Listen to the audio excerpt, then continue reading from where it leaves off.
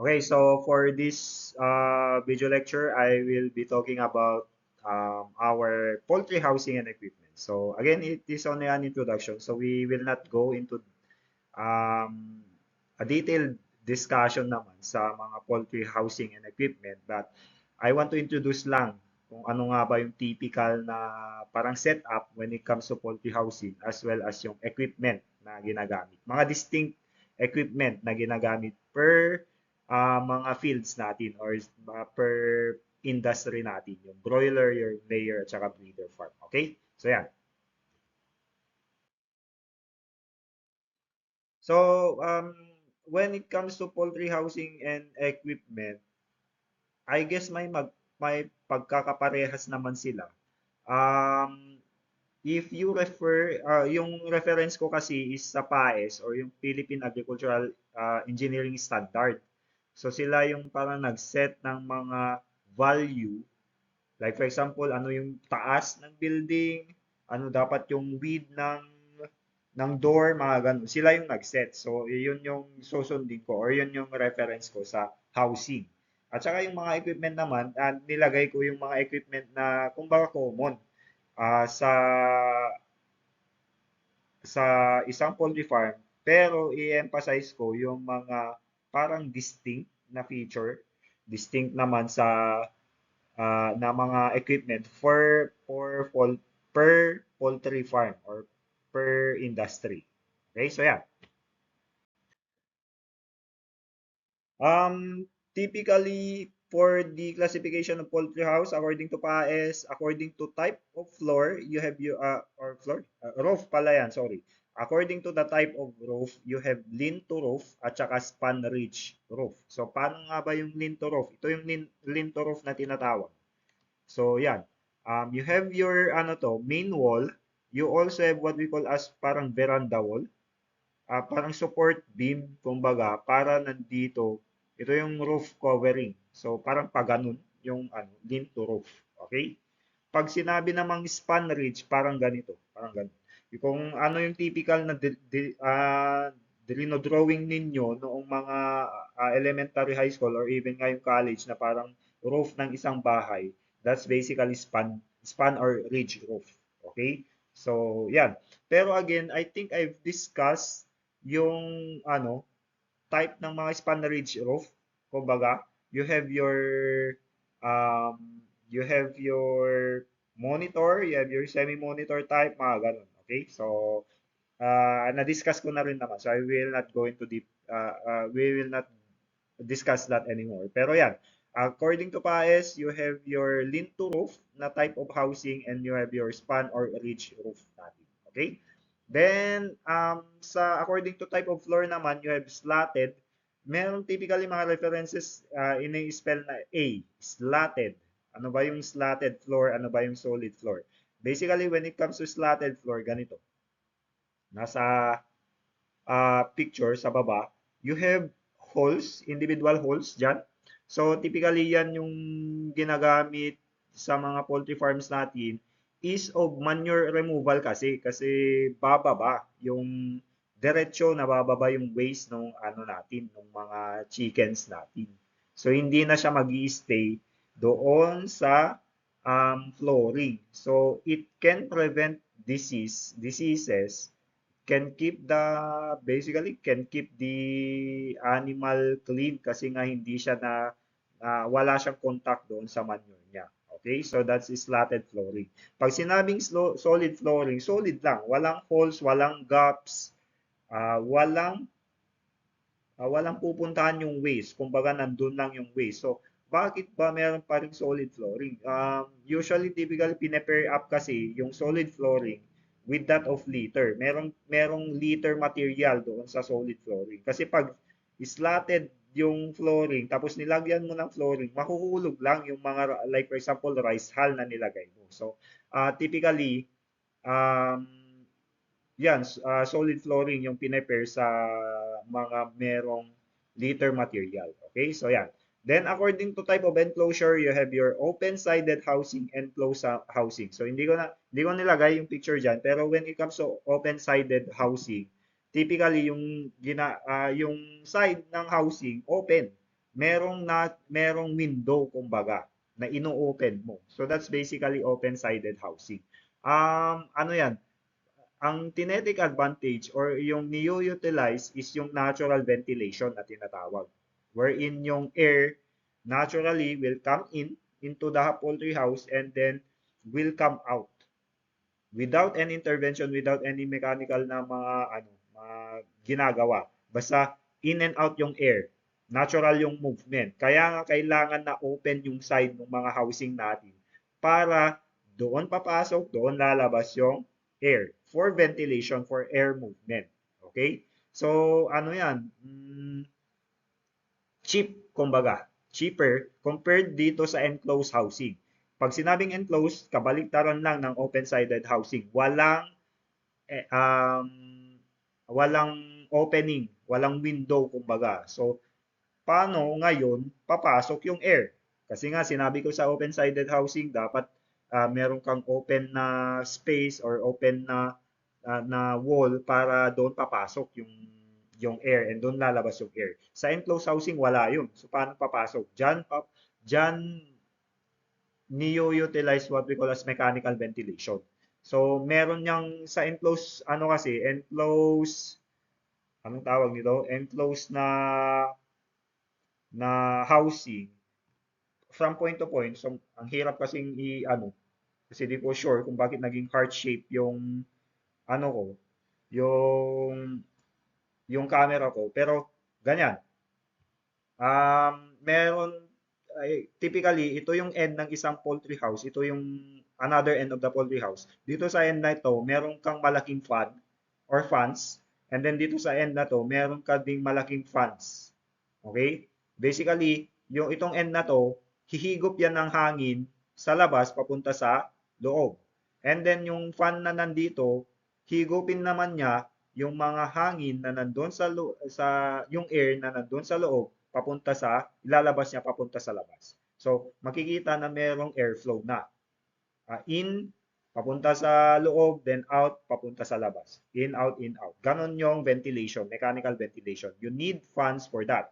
Pero yung um, advantage niya, you can control yung ventilation mismo. Yung disadvantage niya, it is expensive and it relies on electricity, mga ganun. So, yeah, pag nagka electrical diyan, interruption, tapos wala kang backup generator, nako patay yung mga chickens or any other poultry species na nandun sa enclosed housing. Sa open-sided housing naman, yung advantage, it is cheaper, pero hindi mo makokontrol yung ventilation mismo. You rely purely sa natural ventilation. Eh kung walang hangin, walang wind, paano yung ventilation? Iinit yan. Mainit yung housing pag ganun. Okay? So, mga ganun na um, parang factors that you need to consider if you want to go into open-sided housing or you want to go to enclosed housing. And then you also have your space requirement. When it comes to the space requirement sa housing, depende na yan sa poultry species. So proper provision of space in poultry production as this will affect the productivity of the birds. Bakit ba it will affect the productivity of the birds? Kung overcrowded na yan, masyadong mainit. And if masyadong mainit, it can cause stress to the animal and then it can lead to unproductiveness. Aside from that, overcrowding also um, does not ensure proper nutrition. Anong ibig kong sabihin doon?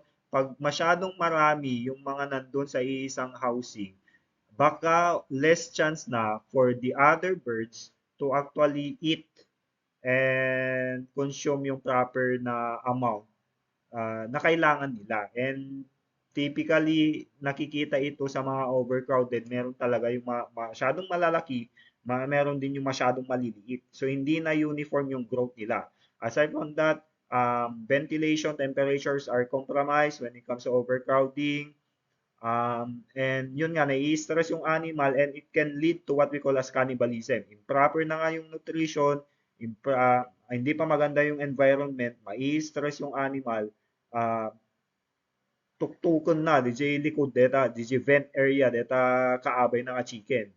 So nakaramantidara deta chicken tuloy-tuloy na deta, tuloy-tuloy na aging gana nga mabutawan, aging gana nga it lead to cannibalism. That's the worst case scenario if you do not provide them with proper space. Okay, so do not um, um, ano, wag mong lagyan ng masyadong maraming chicken or any other poultry species yung housing mo kung hindi naman sapat yung space na nilagay. Okay? So, yeah. And then, overcrowding, yun nga, may lead to to problems such as cannibalism, improper provision of nutrients, as weaker birds can tend to be the last one to eat, poor ventilation that can lead to increased temperature in the housing and can reduce the feed intake of the birds. So, yeah. So, hindi ko pa ata na-discuss when it comes to why increased temperature will lead to reduced feed intake of the birds. Basically, ano yan, parang instinct na ng mga birds na kung mataas or mainit yung environment nila, mainit yung nararamdaman nila, hindi yan masyadong kakain. Kasi nga yung body ng animal, it produces what we call as metabolic heat. So yung instinct na ng bird ay masyado nang mainit, wag muna akong kakain ng madami kasi nga iinit pa yung body ko. Parang ganun. So, hindi sila kakain. That's why it will reduce the feed intake of the birds. Okay? So, yeah. Okay, so ano nga ba yung mga typical space requirement for our different poultry species? I've searched the internet. Madaming, hindi naman conflicting, pero magkakaiba na mga space requirement. Um, Kahit dito sa mga references natin dito sa Pilipinas, yung PAES at saka yung Philippine Recommends, magkaiba din yung sinasabi. Pero kaya nga, if you want to look into yung recommended space requirement, you stick to one reference, a valid reference, like for example, PAES or the Philippine Recommends ng DOST, then stick to that. So wag nang paiba-iba, like for example, ibang reference to for this type of classification ng broiler, and then ibang reference na naman sa different age ng broiler, mga ganun. So, you stick with one. Pero again, ito is from the PAES. So, yung floor space requirement for broiler chickens for 4 weeks and below, that's 6.25 meters square per 100 birds. So, that's basically 0.0625 meters square per bird. Above 4 weeks old, that's 12.50 meters square per 100 birds. So, yan yung typical na floor space requirement nila. Yan yung pwede mong, based on the floor space requirement, you can compute on how much area or floor space you need if you want, like for example, you want to go, like for example, 1,000 birds for 4 weeks and below, if 6.25 per 100 birds, i-times mo lang. Times 10 mo lang, then that's your floor space, needed floor space for the birds only, okay? For the birds only. Iba pa yung space requirement that is allotted for the different na ano naman, yung mga feeders nila, especially if it is not overhang, yung waters nila, mga ganun. So you also need to account for that. Mga typical na equipment na nandun mismo sa rearing area, you also need to account for that. So baka sobrahan mo, yun yung ibig kong sabihin. Pero again, yan yung typical na floor space requirement for the broilers. Ito naman, minimum space requirement for various floor system for pen type housing for layer chickens naman. For growing, that's from 7 to 22 weeks, meter square per 100 birds. For liter floor, pag sinabing liter floor, ito yung merong ano na, um, yung solid flooring with liter material on it. So that's 14 meters square per 100 birds. Slatted floor, that's 6 meters square. Slat liter floor, a combination of the two, that's 7 meters square per 100 birds. For laying, that is typically beyond 22 weeks, liter floor, tataas yan kasi tumaas naman or lumaki naman yung ating um, bird, then it should be around 17 meters square. For slatted flooring, that should be around 9 meters square. And then for slat litter floor, that's 14 meters square. Okay, so yeah. For the space requirement naman for Japanese and American quail, Japanese, I think kinuha ko to sa DA naman. DA yung, if hindi ako nagkakamali, sa DA yung reference ko for this. So, chick stage for Japanese bird, iba kasi yung Japanese na quail at saka yung American quail. So, kung makikita, medyo mas malaki yung mga American quails natin compared sa Japanese. Pero typically, yung kinukuha natin dito or yung inaalagaan natin dito is what we call as the Cotornix japonica or yung Japanese quail. So, yan naman yung mga space requirement nila per bird to. So, inches lang. 2.5 inches per bird. Uh, 3 inch by 3 inch naman pag growing stage for Japanese quail. Sa laying stage, 3.5 inch to by 3.5 inch for the Japanese quail, and then medyo mas mataas lang sa American bird. Like for example, for the laying stage, 4.5 inch by 4.5 inch for American bird. Okay, so yan. Yan naman yung kailangan for that. So, bakit ko pinapakita to? Para meron kayong idea on the typical na space requirement ng mga poultry species natin. And you can do or you can use it as a reference if you want to have a proper space or provide them with proper space. So again, you can look for other references as long as it is legit, as long as it is verified, and then you stick with it. So iba din kasi sa mga ducks, iba din. Kasi iba-iba naman yung size, so iba-iba din yung space requirement nila. Okay? So yan. Yan yung parang typical na measurement natin. Okay? And then for housing sizes, for broiler chickens, the width of the pen shall be around 10 meters to 12 meters. Typically kasi yung ating broiler farm and even layer farm, um, ganito, pahaba. Okay, hindi siya pa-square. Pa-rectangle yung ano natin.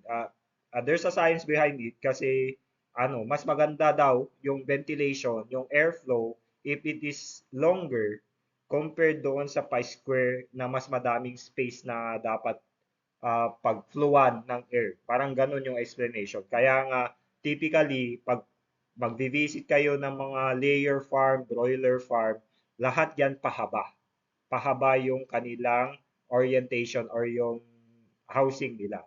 So, yung width na typically kasi is around 10 meter to 12 meter. Paano naman yung length? Depende na. Depende dun sa land resource mo, yung availability ng land. Depende din kung ilan yung gusto mong capacity.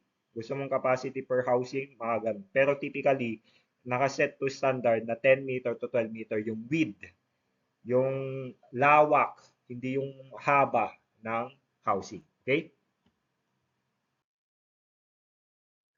For layer chicken, parang ganun din sa layer chicken actually, sa mga layers natin. The width of the pen shall be similar to that of the broiler chicken and will depend on the terrain of the land. So yun yung sinasabi ko, nakadepende na yung length when it comes to the land mismo. So the laying cage is designed with wire floor and the spacing between the wire in front of the cage shall be around 60 millimeter to allow for feeding. So yung sinasabi yung nandito, yung space dyan, para fit yung ulo na lumabas. Parang ganun yung sinasabi dyan. Okay? So yan. Then we have itong mga poultry farm equipment natin. I will not go through all of the poultry equipment. Madami yan. Pero like for example, sa layer production equipment, you have yung automatic pan feeders, throw feeders, nipple drinkers, bell drinkers, battery cages. So yung distinct dito is yung battery cages kasi walang battery cages naman yung mga broiler production natin. Okay? So automatic pan feeder, yun automatic nga. So they provide consistent feed distribution. For true feeders, suitable for manual feeding naman. Nipple drinkers, yung parang ensure clean water supply and reduce spillage kasi umiinom sila through parang nipple. Hindi siya yung parang typical na water na na mas ano kasi, mas waste, mas madaming nawe-waste na nasasayang na tubig pag ganun. So, bell drinkers, yan yung gravity-fed system suitable for various poultry species, yung parang ganito. And then you have your cage, battery cages, na stack cages designed for layers para ma-optimize yung space at saka egg collection. Kasi mahirap naman na yung typical setting ng isang layer is nandun lang sila sa floor, parang broiler, tapos mangingitlog sila. So it can lead to a lot of losses kasi madaming magka-crack na itlog, naapakan, madami yung maduduming itlog, mga ganun. So yan, yan. Kaya nga yan yung distinct feature, yung battery cages. Aside from that, you have nest boxes. Kumbaga, pwedeng it provides sense with the designated laying area to improve egg quality. Pero pwedeng ganyan yung setup. Hindi sila naka-cage per se na hindi na sila makakalabas. Meron pa rin silang cage. Yun yung nest box na pwede silang lumabas, pasok. Kumbaga. You have your typical ventilation system, heating system. You also have egg collectors. Pwedeng automated, meaning automatic na yung pag-collect ng mga without, parang conveyor belt na, kumbaga. And then egg grading machines to sort eggs by size and quality for market standard. So, yan yung mga typical na nakikita mo on a layer farm. Then, for the broiler production naman, automatic pan feeders, ganun din nipple fingers, you can also have cup drinkers. Typically, dito ina-apply yung liter system wherein merong bedding talaga doon sa flooring. Then, you have broiler cages kung gusto mo na parang elevated cage designed to improve space utilization and hygiene. Pwede. So, pero typically, hindi siya yun yung ginagawa. Usually deep litter system or yung flooring lang talaga. Then you also have tunnel ventilation, cooling pads, manure scrapers, composting equipments. All of these are um, atypical equipment for broiler. Then for breeder farm, you have yung community nest kung saan dito nangingitlog para ma-produce yung fertile eggs nila, individual nest kung gusto na provide privacy and reduce egg contamination, egg collection belts, parang yung conveyor belt na sinasabi ko that automate the collection process. It can reduce labor and egg damage as well as hatchery equipment like for example incubators and hatchers to manage yung embryo development and hatching if yung breeder farm na yun will also produce mga day-old chicks natin. Okay, so yan yung typical na breeder farm equipment. May mga common naman na common siya sa lahat. Like feeders, waters, kailangan naman ng layer, kailangan naman ng broiler, kailangan naman ng breeder, mga ganyan. Okay, so those are some typical poultry farm equipment natin. So yan. So I hope you had some learnings sa video lecture na to. Um, I think that's the last video lecture. I will try to, kung wala man class interruption, I will try to discuss it, discuss the other topics and face-to-face basis. Pero, again, please bear with me if ganito ulit yung mga setup sa susunod kung madami yung mga class interruption or madami yung mga kailangan na gawin na hindi ko kayo mamimit. Pero I guarantee that I will try my best to discuss all of the topics that are in the syllabus within the given time natin dito sa semester. Okay, so again, thank you for listening. Ano ba? If you are still listening to me, then message me in Messenger, type hi, with 4H, tapos 6 na I. So, HHHHIIIIII. So, yan. I-type mo, then i-message mo sa akin for a bonus point. So, again, thank you for listening and have a great day.